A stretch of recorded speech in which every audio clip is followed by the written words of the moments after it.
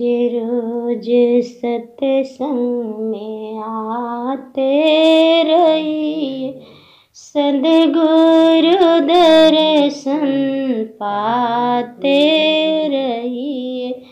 रोज रोज सत्संग में आते रहिए, सद्गुरु दर्शन पाते रहिए। गुरु वचनों से जीवन सजाते रहिए, सद्गुरु दर्शन पाते रहिए। गुरु दर्शन से मन पावन हो जाता है, गुरु दर्शन से मन पावन हो जाता है। चरणों की धूल से मन मैल धुल जाता है, चरणों की धूल से मन मैल धुल जाता है। ज्ञान की गंगा में नहाते रहिए, सद्गुरु दर्शन पाते रहिए। गुरुओं की खोज करता, भगवान की खोज भी तुम कर लोगे तो तुम्हारा उद्धार होने वाला नहीं, क्योंकि यही बात गोस्वामी जी भी कहते हैं कि गुरु बिनु भवनिधि तरहि न कोई, जो विरंच संग कर सम होई। तुम भले ही शिव के समान तपस्वी हो जाओ, सिद्ध हो जाओ, महापुरुष हो जाओ, लेकिन जब तक तुम गुरु के शरण नहीं जाओगे तब तक तुम्हारा उद्धार नहीं होगा, तब तक नहीं उद्धार होगा। क्यों भाई? क्योंकि शास्त्रों को ही वचन है ये कि हरि सिर जैसे वार है कि गुरु सिर जैसे पार। हरि का स्मरण हम आप करते हैं तो क्या होता?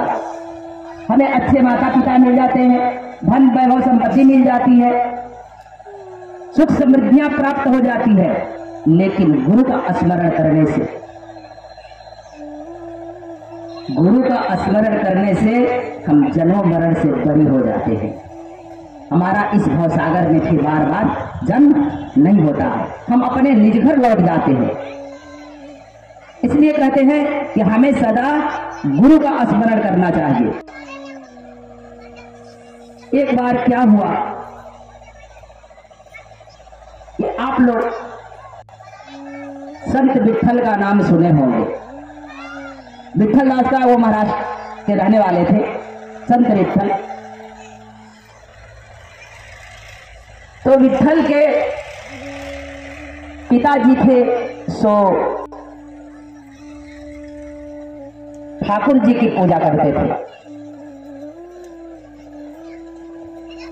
एक दिन क्या हुआ कि उनको, उनके पिताजी को कहीं जाना पड़ गया। पिताजी को जब उनके कहीं जाना पड़ गया तो कहे कि विठल एक काम कर, मैं 2-3 दिन में लौट कर आऊंगा, तब तक तुम ठाकुर जी को भोग लगाकर ही तुम भोजन करना। अब जो विठल थे तो कहे कि ठीक है। जाते जाते फिर से कहे कि देख, याद कर कर ठाकुर जी का बिन भोग लगाए तो भोजन नहीं करना, जब तक भोग लगाएगा नहीं तब तक तुम भोजन करना ही मत। कहा कि ठीक है, हम विराट उनको भोजन कराए, हम भोजन नहीं करेंगे। अब विठल थे तो वो अपना भोजन वोजन बनाए, ठाकुर जी को लेकर के प्रसाद भोग लगा रहे थे। अब जो ठाकुर जी हैं तो भोजन ले ही नहीं रहे। अब वहां पर लेकर बैठे हैं लेकिन ठाकुर जी भोजन ले नहीं रहे हैं। 10 मिनट बीत गया, क्योंकि उनकी पिताजी छोटी वाली कटोरी में ही भोग लगाया करते थे। तो विठल को ये समझ में आया कि लगता है ये छोटी वाली कटोरी में इनको निकाल दिया हो, इसलिए ये खा नहीं रहे हैं। तो तो ये भी बेचारे दोबारा गए, बड़ी वाली थाली में निकाल करके आराम से ले आकर रख दिए। अब विट्ठल भी बड़ी वाली थाली में लाकर रख दिए, तो कहे कि अब भोग करिए, भोजन करिए, अब तो तुम्हारे बराबर हमारा दोनों आदमी का तो बराबर है, अभी तो भोजन करो। अब ठाकुर जी तो आ नहीं रहे,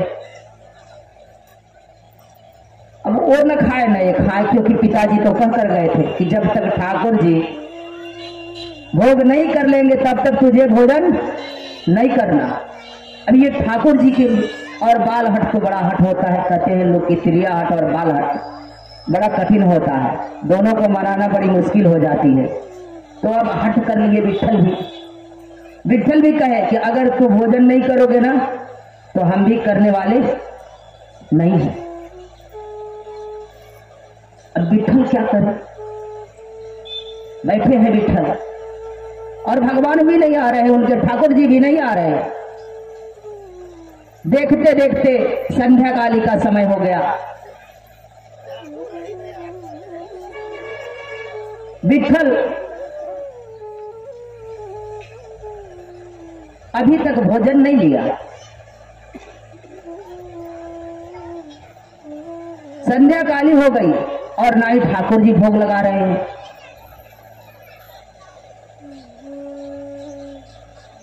विट्ठल भी भोजन नहीं कर रहा और ठाकुर जी भी नहीं। अब बहुत तेज विट्ठल को भूख लगने लगी, क्योंकि शाम हो गई, अब अभी तक ठाकुर जी नहीं आए। कहा कि लगता है अभी भी इसका कम ही पड़ रहा, अपना भी थाली उसके आगे सरका दी। फिर भी ठाकुर जी प्रकट नहीं होते। तब ये क्या करते हैं कि चाकू लेकर के निकालते हैं, कहते हैं कि अगर अपने गर्दन तक सटाते और कहते हैं कि अगर तू नहीं भोजन करेगा ना तो मैं अपनी प्राण दे दूंगा, क्योंकि पिताजी को मैं क्या कहूंगा। इतना जब करता है तो तुरंत ठाकुर जी प्रकट होकर के भोजन करना शुरू कर देंगे। अब प्रकट हो गए पार्वती उसको ठाकुर जी, तब तो भोजन करने लगे आराम से। अब प्रतिदिन इधर विट्ठल भोजन कराने लगे और ठाकुर जी भोजन कर लेते थे तो ये भी कर लेता। 3-4 दिन बीत जाने के बाद उनके पिताजी घर पर आए और कहे कि क्यों विट्ठल भोग लगाया? हाँ हाँ मैंने भोग लगाया, भगवान का भोग कर लेते हैं। बड़ा बदमाश है आपके ठाकुर जी, जल्दी आते होते नहीं। कितना मनाने के बाद तो हम ही जानते हैं कि कैसे आए। हाँ अब खाते हैं समय से, कहते क्या करते खाते हैं? हाँ हाँ खाते हैं। क्या बात, मैंने तो इतना दिन तक ठाकुर जी की पूजा करते रहा, कभी ठाकुर जी की मुलाकात नहीं हुई, ये 3 दिन में ही मिल लिया, ये तो 3 दिन में ही मिल लिया। तो बड़ा आग्रह किए कि मुझे भी अपने ठाकुर जी का दर्शन करा दे। तो पिता के आग्रह पर विट्ठल ने बड़ा अन्याय बिना किया कि हमारे पिताजी को भी आप दर्शन।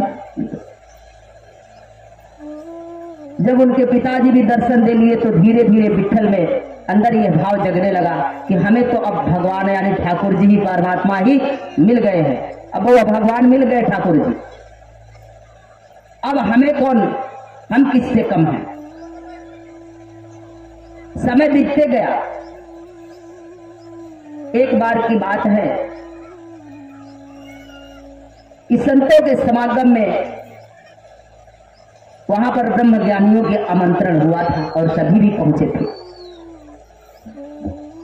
वहां भगवान विष्णु भी पहुंचे थे और लक्ष्मीपति जब पहुंचे थे वहां तो और भी संत नारद और सभी थे, संतों के भी सम्मेलन था, वहां पर पहुंचे थे। ऐसे ही आप जैसे संत महात्मा थे। उसमें नारद को आदेश हुआ कि हे नारद, जा करके सभी को देखो कि कौन मटका पक गया है, कौन अभी कच्चा है। वहां पर सभी को चेक किया जा रहा था।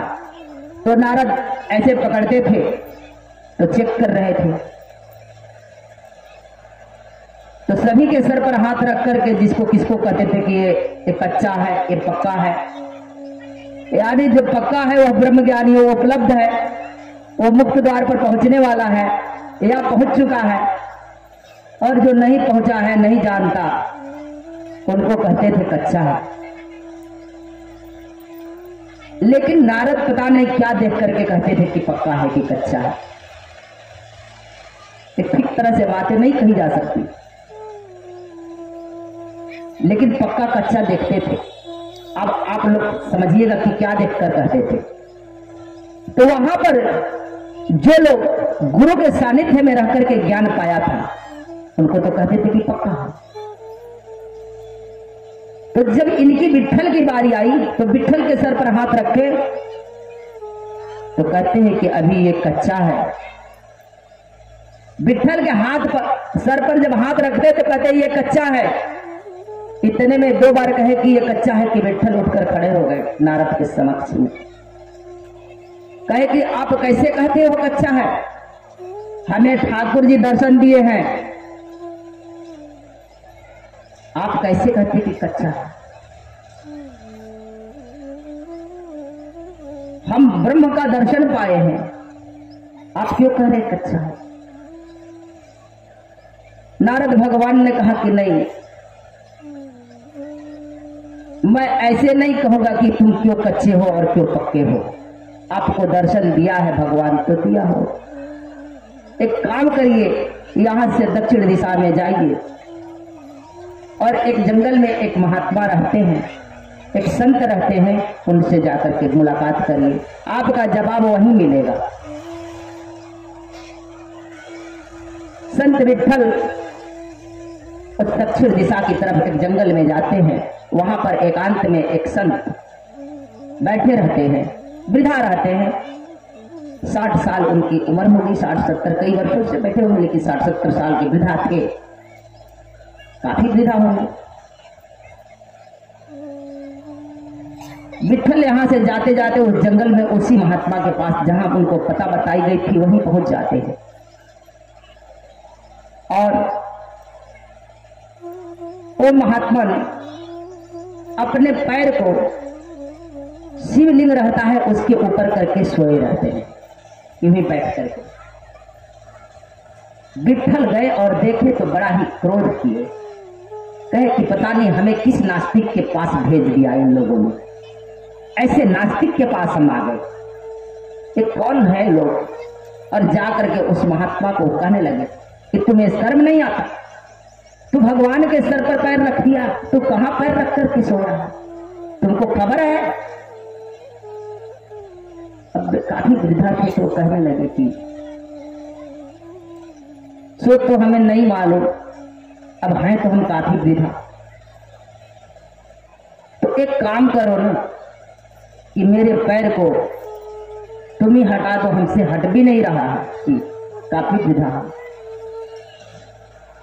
जब वो विट्ठल कहे कि अपने से नहीं हटाने को होता, बड़ी आवेश में थे, कहे कि आपको पता है कि मैं कौन हूं? आप मुझे कह रहे हो पैर हटाने के लिए? क्योंकि विट्ठल के अंदर अहंकार भर गया। हमारे अहंकार का अंत गुरुओं के पास होता है, संतों के पास होता है, हमारे अहंकार का अंत ईश्वर प्राप्ति से नहीं होता। गुरु होता तो मार्गदर्शक होता है, हमारी एक एक गलतियों पर वो हमें डांटता फटकारता और सही दिशा चलाता है, सही दिशा में ले जाता है। वो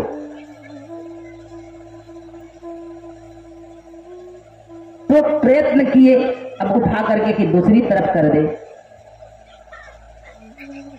तो जिधर उनके पैर को घिसते थे उधर ही शिवलिंग चला जाता था। पहले तो उठा नहीं, लेकिन बड़ा आग्रह किया उस ब्रह्म से, तो जिधर ले जाते थे उधर ही शिवलिंग। कहे अब बताओ, हम पैर शिवलिंग के ऊपर किए हैं कि भाई देखो विट्ठल, बात ऐसी है कि हम जिधर पैर ले जाते हैं उधर ही शिवलिंग आ जाता है।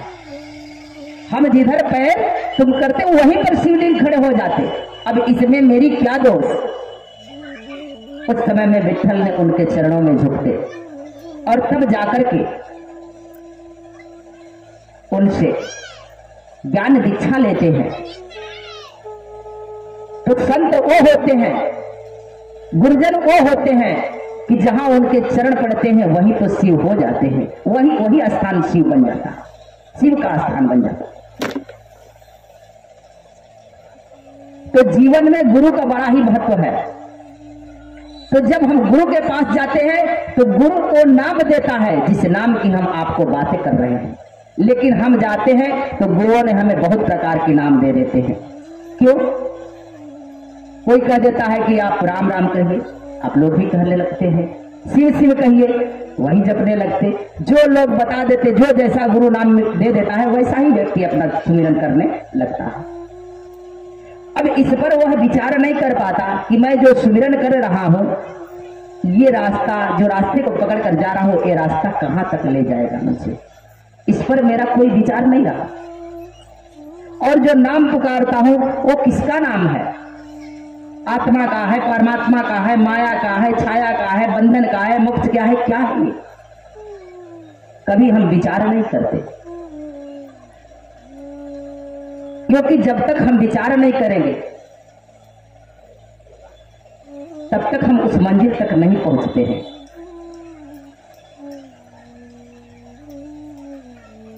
तो ये जो पांचवें प्रकार के गुरु होते हैं वो हमें नाम दीक्षा देते हैं।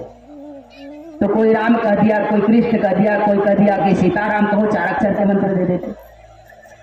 5 अक्षर के नाम मंत्र भी मिलते हैं, हरे कृष्ण। 6 अक्षर, 7 अक्षर के, यानी 2 अक्षर से लेकर 12 अक्षर तक मिलते हैं मंत्र। कोई ओम भागवते वासुदेवाय नमः, ओम दा दुर्गाय नमः, कुंडलिकाक्षाय नमः, बहुत सारे मंत्रों की जाप कर लेते हैं। ये मंत्र क्या है जी? ये मंत्र क्या है? मंत्र कहां से उत्पन्न होता है, कैसे होता है? मंत्र कैसे बनते? क्योंकि ये तो मंत्र अक्षरों से उत्पन्न हुआ है।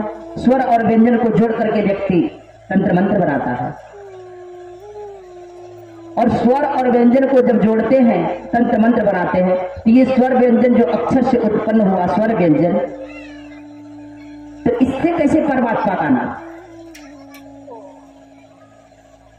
इससे कैसे जपा जाता? क्योंकि कबीर कहते हैं, क्योंकि हम जब कबीर की तरफ देखते हैं तब मुझे पता चलता है।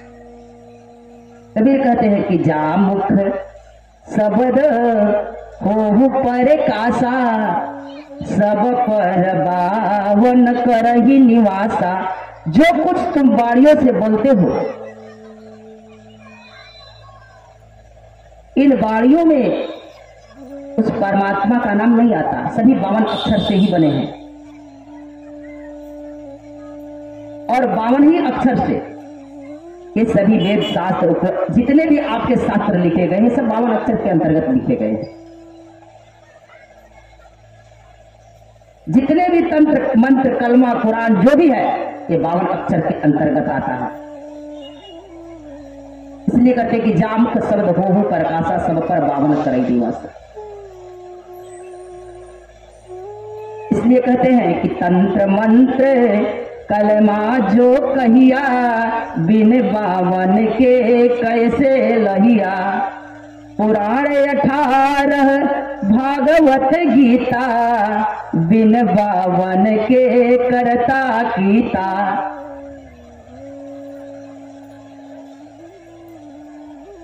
चार वेद 52 उपजाई, अच्छो शास्त्र 52 निरमाई। ये तो सभी 52 अक्षर के अंतर्गत आते हैं, लेकिन परमात्मा का नाम तो इनमें नहीं आता। इन अक्षरों में तो आता ही नहीं,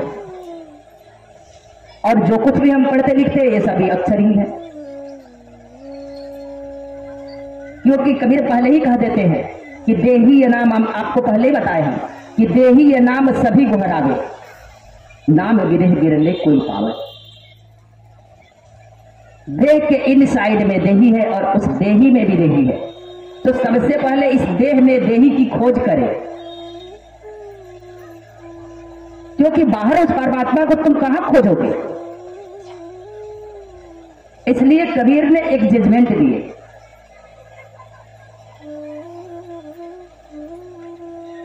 एक छोटी सी बात कहे, क्योंकि तुमको इस जगत के संत और गुरुओं पर विश्वास नहीं ना, तो उन्होंने उपाय बताया कि अगर तुम चाहो तो सबसे इस शरीर के निकटतम वस्तु की पकड़ करो, सबसे इस शरीर के निकटतम वस्तु की पकड़ करो। तो उसकी पकड़ तो यही है, क्योंकि आप देखते हैं शरीर से आपका सबसे निकट क्या है, शरीर में क्या है? आप भोजन नहीं लेंगे अगर आपको, देखिए, रोटी कपड़ा मकान, ये 3 चीज की व्यवस्था चाहिए ना मनुष्य को, कि नहीं चाहिए? अगर घर नहीं रहेगा तो काम चल जाएगा, झोपड़े में ना रह करके, झुग्गी भी नहीं रहेगा तो भी पेड़ तर रह करके संत महात्मा रह लेते हैं। तो पेड़ के पास भी रहकर अपनी गुजर बसर कर लेते हैं। कहते कि चलो घर भी नहीं रहेगा तो बातें बन जाएगी। इसके निकट क्या और आता? तो कहते हैं कि भाई वस्त्र भी नहीं रहेगा तो काम चल जाएगा, फिर भी मनुष्य अपना रह सकता है। फिर और निकट जाएंगे तो कहेंगे कि भोजन के बिना, तो कहते हैं भोजन के बिना भी चल जाएगा। और इसके शरीर के निकट क्या है? तो कहते हैं कि जल, कहते कि जल, तो जल के बिना आदमी कितने दिन तक रह सकता? तो भी काफी दिन तक मनुष्य जी सकता है जल के बिना भी। तो कहते और इसके निकट क्या है? तो कहते श्वास। श्वास आप सभी का सबसे निकट है। श्वास के बिना कितने समय तक मनुष्य रह सकता? श्वास के बिना 10-20 दिन, 2-4 दिन, 1-8 घंटा नहीं रह सकता, 1-8 घंटे भी नहीं रुक सकता। इसलिए कबीर कहते हैं कि श्वास श्वास पर नाम ले, कहते कि इसकी तार वहां जुड़ी हुई है। एक बात ख्याल करना, वृथा श्वास मत खोए, ना जाने यह श्वास को आवन हो या न हो। कहते कि हर श्वास पर उसका स्मरण कर। लेकिन सबसे बड़ी बात है कि नाम ही की पता नहीं, तो कहते कि चल श्वास के डोर पकड़ लेते। श्वास के जरिए तू अपने भीतर जा। तो जब व्यक्ति वह नाम गुरु से पाता है तभी इसके माध्यम से उतरा जा सकता है, बिना गुरु के नाम पाए नहीं।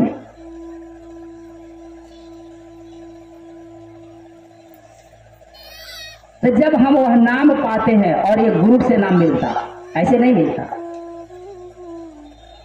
क्योंकि जहां जाते हैं तहां आपको शरीर का नाम मिलता है, और गुरु मुझे वह नाम देता है, वह परमात्मा का नाम।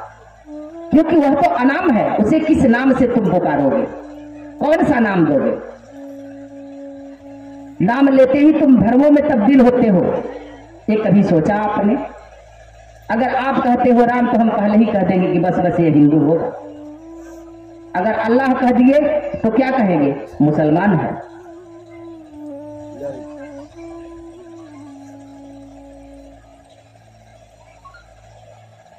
और इस संसार में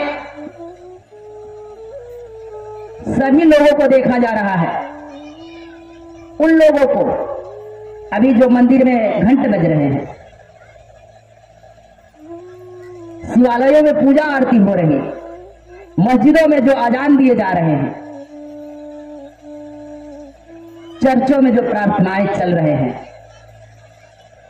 ये जो बता रहे हैं कि हम उस ईश्वर को जानते हैं, हम इनको मानते हैं, ये अपना नपुंसकता दर्शाते हैं कि हम इसी तरह से इस परमात्मा को मानते जानते हैं और दूसरी तरह से नहीं। लेकिन मैं कहता हूं कि उसे जाना जा सकता है। जब हम कोशिश करेंगे तब हमारे अंदर भी प्रयत्न होना चाहिए, हमारे अंदर भी वो प्यास होना चाहिए, ऐसी जिज्ञासा होना चाहिए मनुष्य के अंदर, तब उसमें उतर सकता है, उसमें डूब सकता, उसमें गोता लगा सकता है। लेकिन सबसे पहले बड़ी बात होती है कि जाका जैसा गुरु मिला ताकि मती भाई तैसी। जिन व्यक्ति को जैसा गुरु मिल गया इस संसार में, वैसा उससे मार्ग दिया,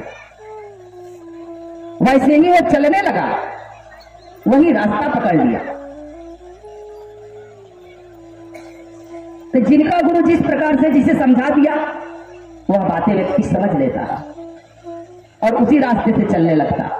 कि फिर हमें जो नाम मिला वो किस चीज में मिला, माया में मिला कि छाया में मिला, आत्मा का मिला कि परमात्मा का मिला। अब इस पर तो हमें ही विचार करना पड़ेगा, क्योंकि इस संसार में जो बहुत प्रकार की ये परंपराएं जो चलती है, तो इसमें भी गुरु, तो मैंने पहले ही बताया कि 7 प्रकार के गुरु, तो जो 5वें प्रकार का गुरु होते हैं वो इस ढंग से ही नाम देते हैं।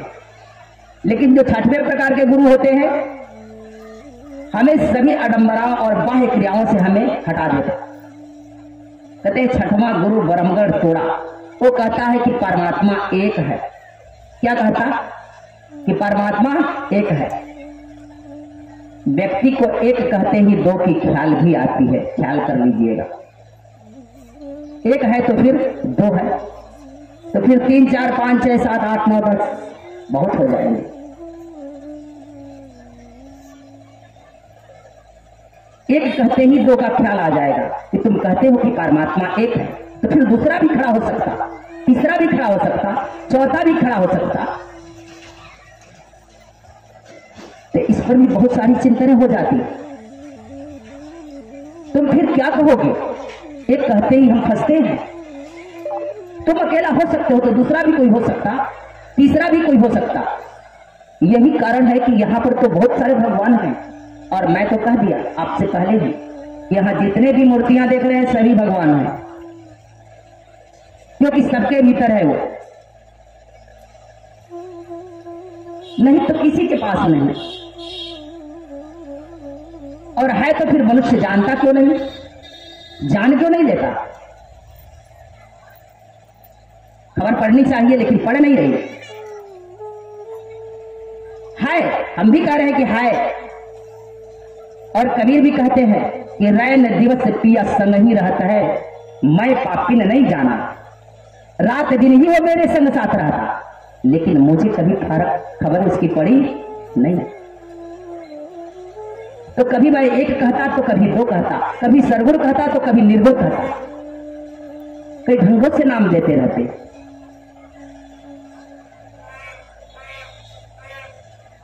और यहां तो आकर के ऐब लगाया उस परमात्मा पर, नाम दिया ये सरगुण नाम दिया इसने, निर्गुण नाम दिया इसने, और उसको कहता कि 2 है, ब्रह्म 2 है, 3 है, 4 है, तुम बताते रहे ऐसे ही। और मैं पहले ही कहा कि एक कहोगे तो 2 का ख्याल आएगा, लेकिन जो 6वां गुरु होते हैं ये भ्रमणाएं तोड़ते हैं, कहते हैं कि चलो सारे संसार की देवी देवताओं को छोड़ उस परमात्मा का ख्याल कर, चलो वहां भी गए तो ठीक, कुछ तो आगे गए, कुछ तो किया व्यक्ति, लेकिन वहां जाने पर भी मैं कहां उठती, फिर भी व्यक्ति फंसता। आगे कहते हैं कि 7वां गुरु, 6वां गुरु भरमगढ़ तोड़ा, एक सबसे तोड़ एक संग जोड़ा, लेकिन कबीर तो इसे भी खंडन करते हैं।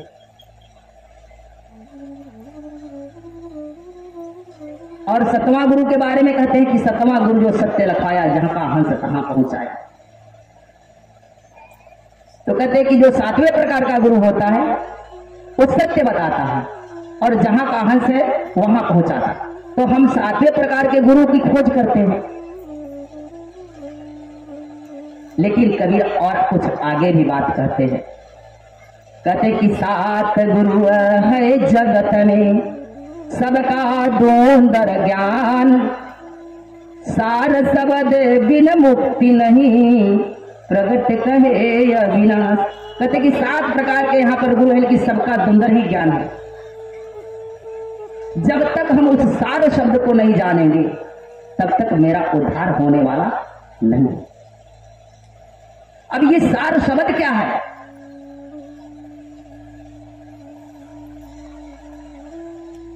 क्योंकि साहब कहते हैं कि सारे सारे सब कहता है, वह तो शब्द विदे, जिभवा पर आए नहीं, निरख परख करने। निरख परख करने की बात होती है कि सैन और बैन, जहां वाड़ियां नहीं पहुंचती, या तो वो मेरा है या मैं उसका हूं, ये मरम जानने वाला, इतनी प्रीति है।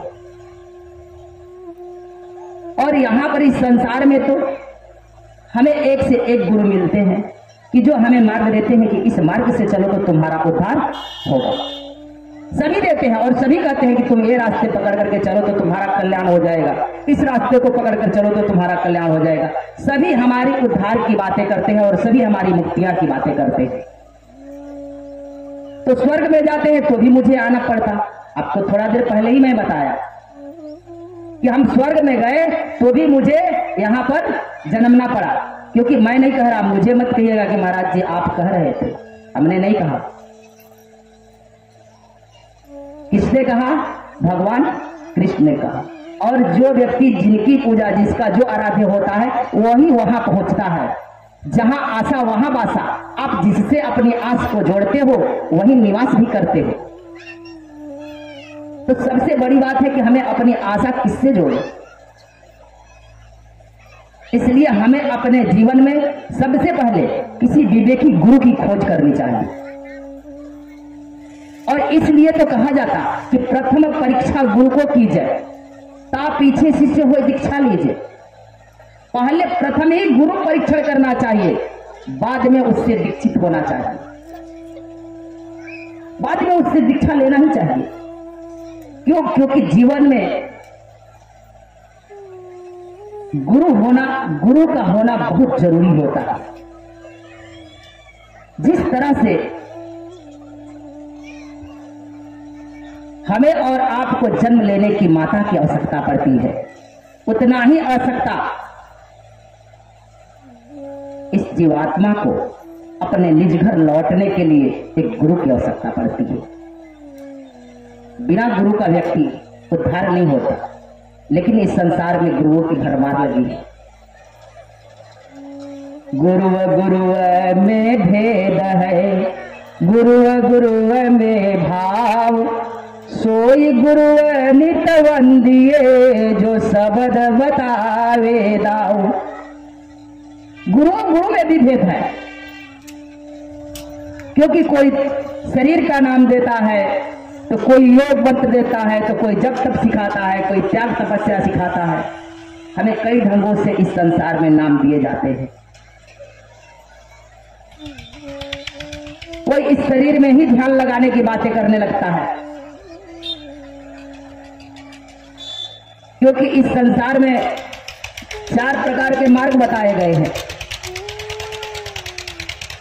मार्ग तो यहां पर बहुत है भक्ति करने के लिए, लेकिन 4 प्रकार के मार्ग को ठोक बजा करके संतों ने निर्णय करके दिया है। मीन मार्ग,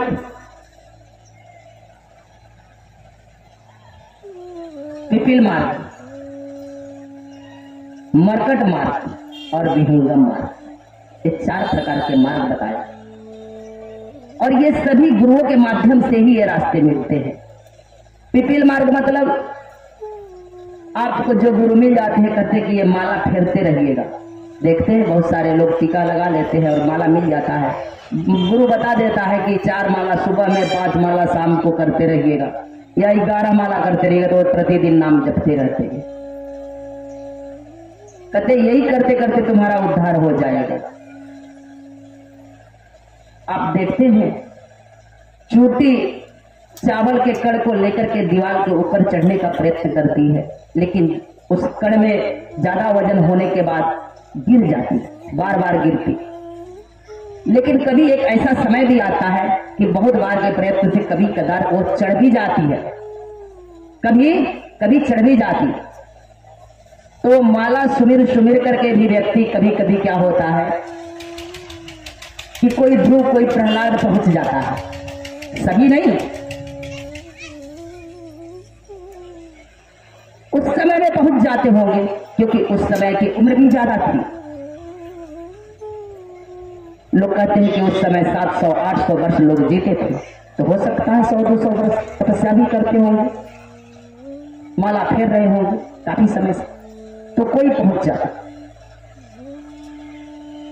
तो ये पिपील मार्ग की भक्ति है, जो कि नाम मिलता है व्यक्ति को, वो नाम अपना जपते हैं। दूसरी भक्ति जब इससे ऊपर का गुरु मिल जाता है तो कहते वो मरकट मार्ग की भक्ति।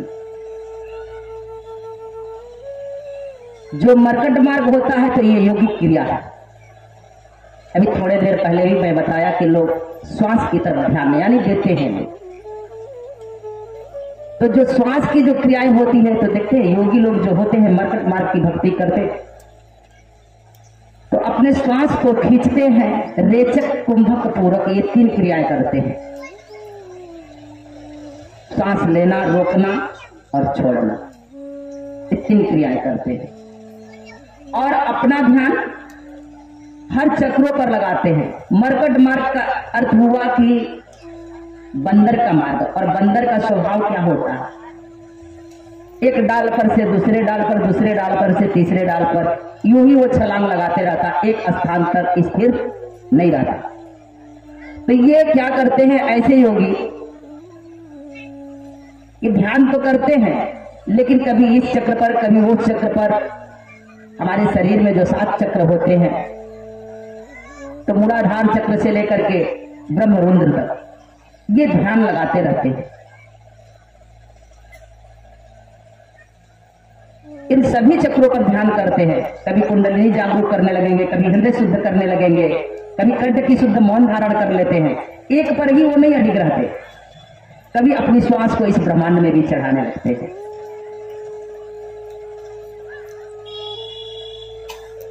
ये जो योगी लोग होते हैं तो इसमें प्रकाश का भी दर्शन वो करते रहते हैं और इसी से वो सोचते हैं कि मेरा उद्धार हो जाएगा।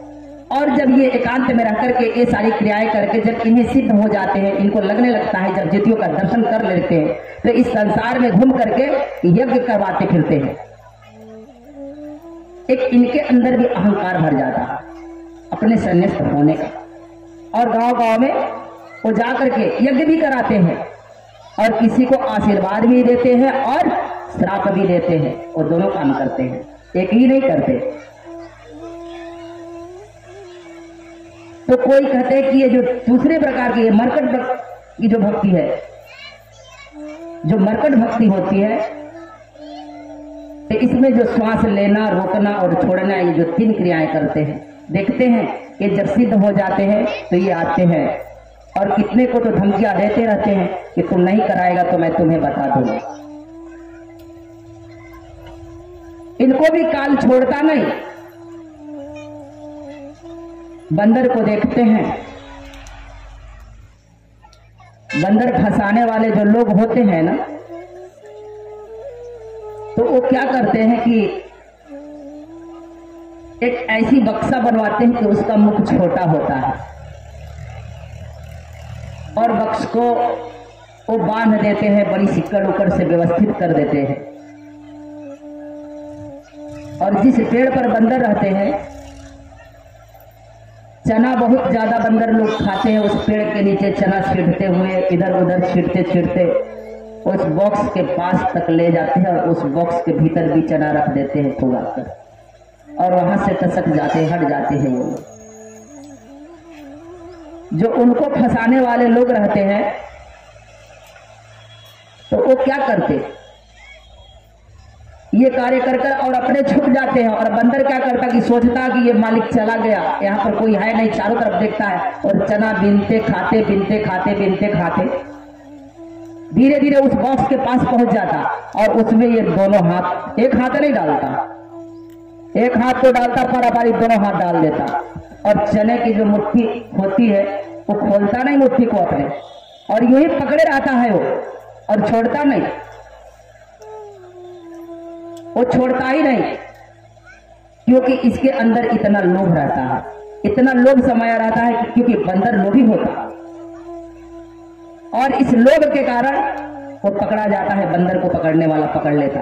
ऐसे ही जब ये सिद्ध हो जाते हैं तो इनको जगत का प्रलोभन मान सम्मान का पड़ता है और ये फिर इस संसार में आते हैं और लोगों के यहाँ जा जा करके धन इकट्ठा करना शुरू कर देते हैं। ये लोग इनको पकड़ लेता, माया इनको भी पकड़ लेती है।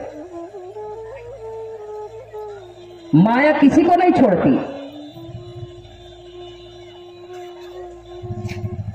अब इनको भी उस समय में काल पकड़ लेता है, क्योंकि जब हम मोटी माया की त्याग करते हैं तो मुझे झीनी माया पकड़ती है।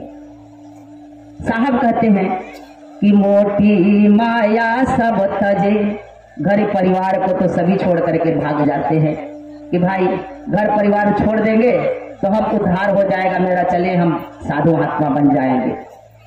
घर परिवार सभी छोड़ देते हैं और चले जाते हैं। तो कहते हैं कि भाई इसको छोड़ दो, ये माया है। तो फिर इसको छोड़ कर कहाँ चले जाते हैं? जंगलों में चले जाते। तो फिर क्या करने लगते? तो फिर तो तंत्र मंत्र का ही जाप। तो पहले ही कहा मैंने कि तंत्र मंत्र भी माया ही है। तो साहब कहते हैं कि मोटी माया सब तजे, झीनी तजई न जाए, सुर नर मुनि और देवता झीनी में जहराए। तो इनको कहाँ उद्धार होती? ये भी तो तंत्र मंत्र जपते रहते हैं और ये भी तो सिद्ध होकर के फिर इस संसार में आ जाते। क्यों? क्योंकि जो नाउन, जो माया मुझे संसार में जकड़ करके रखता है, पुत्र पुत्रादि परिवार में रखता है, वही माया फिर उलट करके मुझे सिद्ध कराकर अहंकार में भर देता है। ये मुझे सिद्ध करा करके और मुझे अहंकार से भर देता है। और जब व्यक्ति के अंदर अहंकार आ जाता है तो खुद ही काल के वो अधिकारी बन गया। काल के घर जाने के लिए अहंकार आ गया तो बहुत हो गया, वो घसीट ले जाता है। क्यों? क्योंकि इस संसार में सदगुरु कबीर साहब कहते हैं कि कामी तो बहुते तरे। अगर व्यक्ति काम वासना में भी जाता है ना तो कहते हैं कि इसका उद्धार हो जाएगा, इसका उद्धार हो जाएगा। क्रोधी तरत अनंत, क्रोध करने वाले व्यक्ति का भी उद्धार हो गया है। लेकिन कहते हैं कि लोभी जियारा ना करे, कहीं कबीर परन। अगर व्यक्ति के अंदर अगर लोभ समा गया है तो इस लोभी का कभी उद्धार नहीं होता। तो सज्जनों, जीवन में कभी लोभ नहीं रखना चाहिए।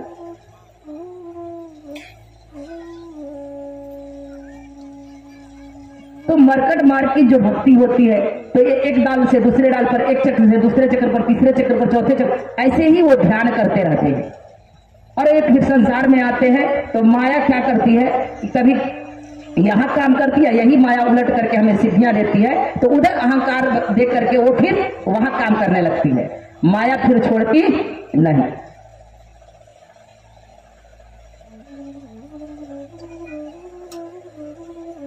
माया बड़ी ही प्रबल है, माया इतनी आसान नहीं।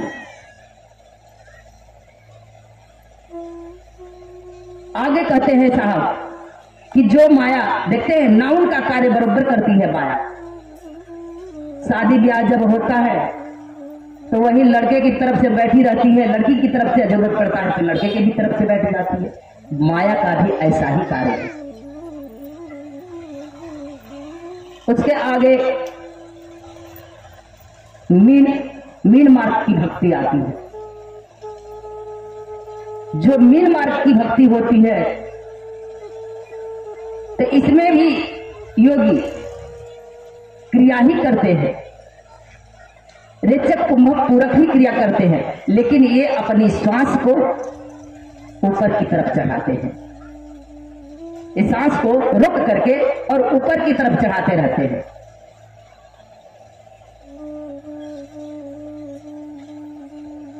तो ये अपनी श्वास को ऊपर तरफ चढ़ाते रहते हैं। तो इनको क्या होता है?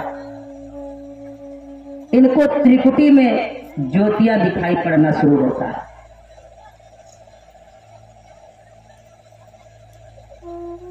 इनको त्रिकुटी में ज्योतियां दिखाई पड़ना शुरू होता है।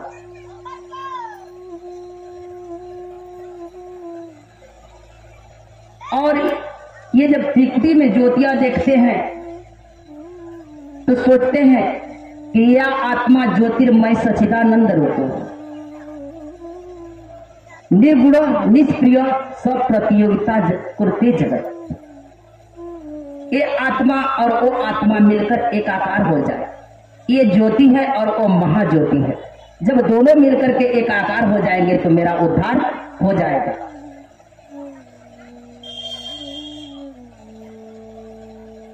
कि उसी का मैं कण हूं, इसमें आया हो, तो ये ज्योति और वो ज्योति दोनों मिलकर के हम एक हो जाएंगे, और ये अपनी मुक्ति मानते हैं इसमें।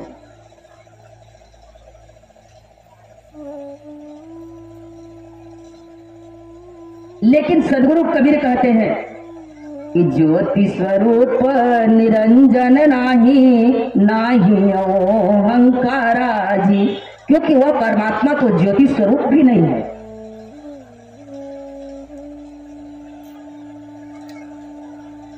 वो तो ज्योति के स्वरूप का भी नहीं है, क्योंकि ज्योति है वह काल माया है। उसी ने तो वह समस्त सृष्टि की रचना किया है।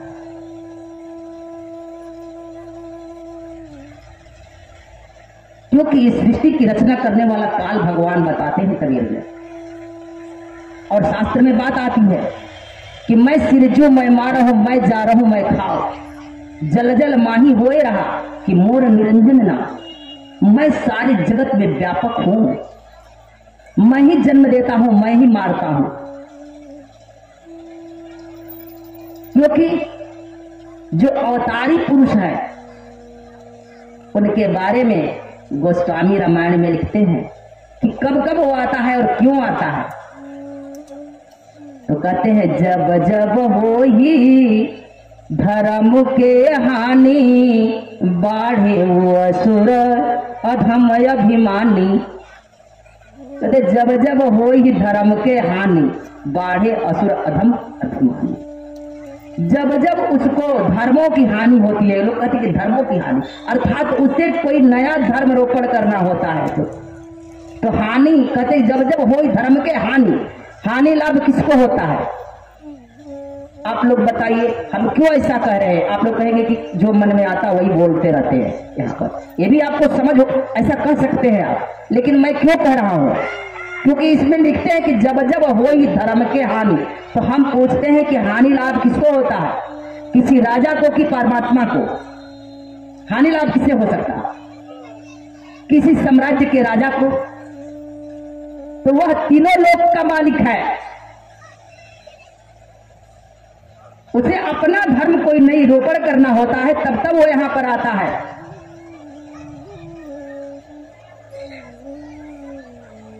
तो हानि लाभ तो हम समझ गए, कहीं परमात्मा को तो नहीं होगा, क्योंकि परमात्मा तो सभी, या देव हो या धनुष हो, वो सभी के लिए परमात्मा है।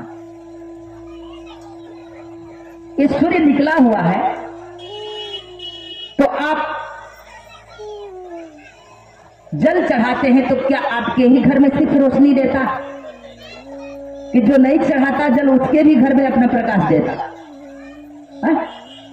वो तो सभी के यहां देता,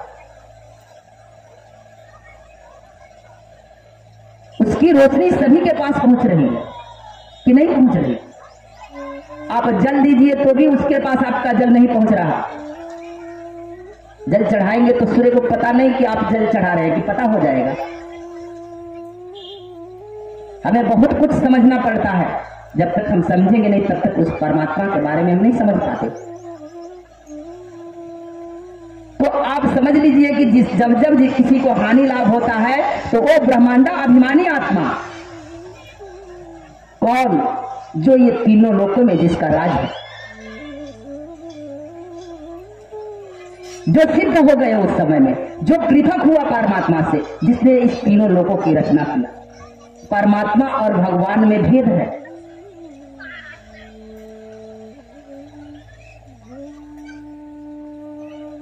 आत्मा परमात्मा में भेद है ना, लेकिन हमारे हिंदू धर्मों के बड़े बड़े जो ज्ञानी गुरु हुए, ये आत्मा में ही परम शब्द को जोड़ करके कह दिए कि आत्मा ही परमात्मा है। नहीं, कबीर ने आत्मा और परमात्मा दोनों का खंडन किया है। आत्मा को देशी सत्ता बताते हैं और परमात्मा को सर्वदेशी सत्ता से सिद्ध किए। आत्मा को अक्षर से संकेत करते हैं, परमात्मा को निज अक्षर से, सार शब्द, अकह, अडोल, निज अक्षर, ये नाम देते हैं कबीर।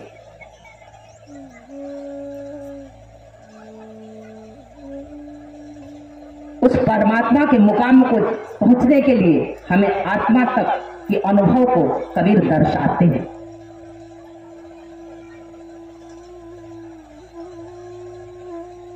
तो जो हम आप लोगों से मीन मार्ग की चर्चा कर रहे थे,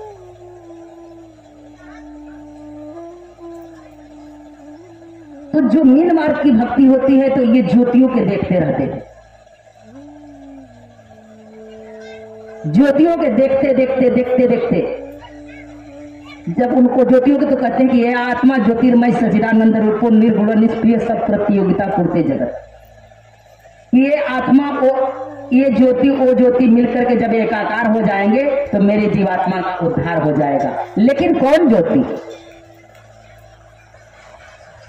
साहब कहते हैं कि एक ज्योति सो जुगत जुगत से तुरिया सदर साई जी, कवन ज्योति जग माही जगा मग ज्योति ही ज्योति समाई जी। चार वेद ब्रह्मा विषेतारा अक्षर के कविताई जी, कौन वेद अक्षर से न्यारा समझत बहु कठिनाई जी। तो कहते कि ये ज्योति वो ज्योति मिलकर के एकाकार हो जाएगी। ये अपनी मुक्तियां मानते हैं इससे, लेकिन इन्हें भी निरंजन कभी छोड़ता नहीं है।